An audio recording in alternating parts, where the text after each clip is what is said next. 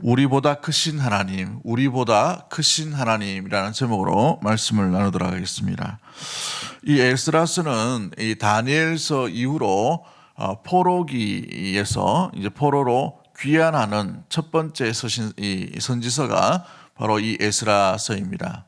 에스라서 전체를 보면 총 3번에 걸쳐서 이 포로 귀환이 일어나는 것을 보게 되는데, 오늘 본문에 나오는 고레스 왕, 초대 왕이죠. 초대 황제라고 말하는 이 페르시아 왕과 두 번째인 다리오 왕 시대 때, 그리고 아닥사스다 왕 시대 때에 이렇게 진행되는 것을 보게 됩니다. 거기에 인물 배경을 보면 에스라도 있고 느헤미야도 있고 학개, 스가랴 선지자, 이렇게 이루어지는 것들이 2차, 3차 귀환의 모습들을 보게 되는 것이죠. 아무튼 이와 같은 이 제2의 출애굽기와 같은 내용들이 담겨져 있는 것이 에스라서임을 기억하면서 우리가 기억해야 될 것, 우리가 이 본문의 1절부터 다 읽진 않았지만 11절까지 말씀 가운데서 이 에스라서가 주는 교훈이 뭘까를 한번 생각하며 돌아보도록 하겠습니다. 가장 먼저 기억해야 될 것은 이 에스라서 1장 1절부터 11절까지 말씀 가운데 우리에게 주시는 교훈은 첫 번째로 하나님께서 모든 역사를 다스리시고 주관하시는 역사의 주관자이심을 말씀해 주고 있는 것이죠. 그러기에 하나님께서 오늘 본문에 뭐라고 되어 있습니까? 1절 말씀 보면 바사왕 고레스에게 마음에 뭘 줬다고 되어 있어요. 1절 말씀에 감동을 주셨다라고 되어 있어요. 감동을 주신 분이 누구입니까? 하나님이죠. 그러나 명령을 내린 사람은 고레스라는 이 대왕입니다. 모든 세상 주관자의 마음을 감동시키고 변화시킬 수 있는 분은 누구입니까? 우리 하나님 아버지인 줄 믿습니다. 그 하나님만 바라볼 수 있는 믿음의 모든 가족들 되기를 주의 이름으로 간절히 축복합니다. 두 번째로 우리가 기억해야 될 것들이 무엇입니까? 우리 이 에스라서 1장 1절부터 11절까지 말씀을 통해서 우리가 알 수 있는 것은 하나님은 무엇을 예언하시든지 말씀대로 그것을 성실하게 이루시는 하나님이라는 사실입니다. 한번 따라하겠습니다. 하나님은 말씀을 반드시 이루시는 하나님이십니다.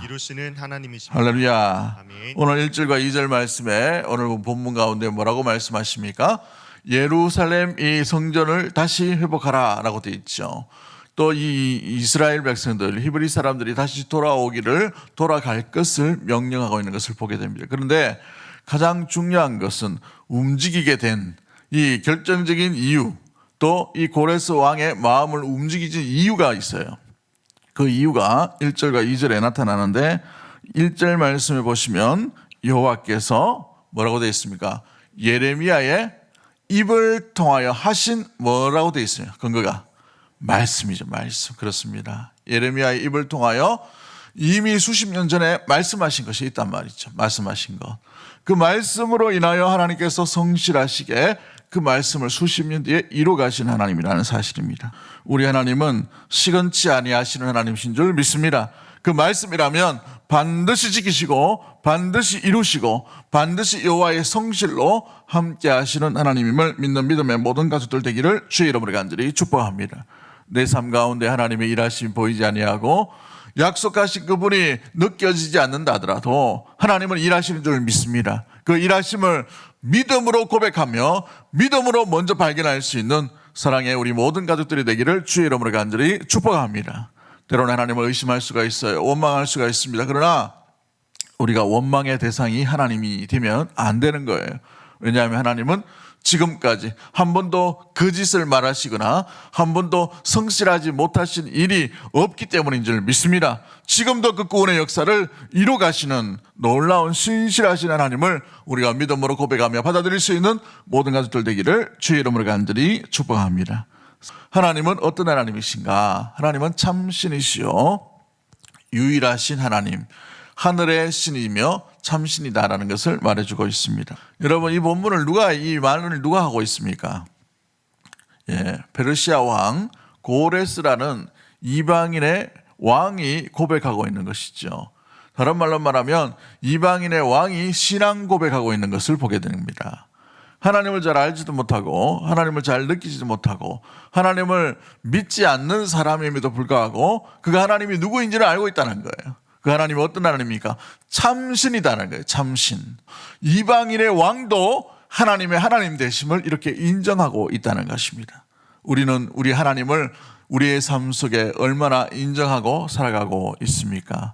우리의 삶 속에 사람과의 관계 속에 금전적인 문제 가운데 있어, 우리의 앞길 가운데 있어, 우리의 내일 가운데, 우리 자녀 가운데 있어, 우리의 마음 속에서 참신이시고 유일하신 하나님을 우리의 마음 속에 모실 수 있는, 간직할 수 있는, 믿을 수 있는, 무엇보다 그 주님을 붙들 수 있는 우리 모든 가족들 되기를 주의 이름으로 간절히 축복합니다.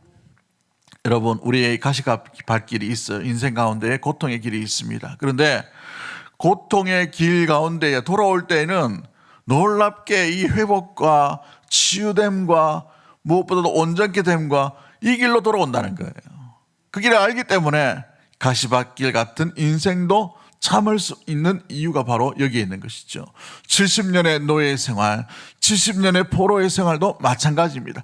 견딜 수 있고 이길 수 있는 이유가 뭐예요? 하나님께서 약속하시고 지켜주신다, 붙들어 주신다, 회복케 하신다, 온전케 하신다 약속이 있기 때문에 그러한 줄 믿습니다. 그러므로 믿음의 성도는 하나님이 주신 약속의 말씀만 의지하고 주님만 의지하며 나가면 주님께서 그 길 가운데에서 하나님의 하나님 되심과 하나님의 능력과 하나님의 치유하심과 하나님의 온전케 하시고 보호하심에 놀라운 일들이 그곳에서 가시밭길 인생과 같은 고통의 삶의 현장 가운데 온전히 일어나게 되는 줄 믿는 믿음의 모든 가족들 되기를 주의 이름으로 간절히 축복합니다. 우리의 어떤 하나님께서 어떤 능력과 역사들이 나타나지 않는 것처럼 어찌 보면은 침묵의 시간 가운데 우리를 바라보고만 계시고 개입하지 않는다 하더라도 주님의 구원의 시계는 지금도 움직이고 일하시고 그의 성실히 여호와의 열심히 이를 이루어 가심을 의심치 않는 믿음의 모든 가족들이 되기를 주님의 이름으로 간절히 축복합니다. 우리 이 시간 우리 찬양 하나 할까요?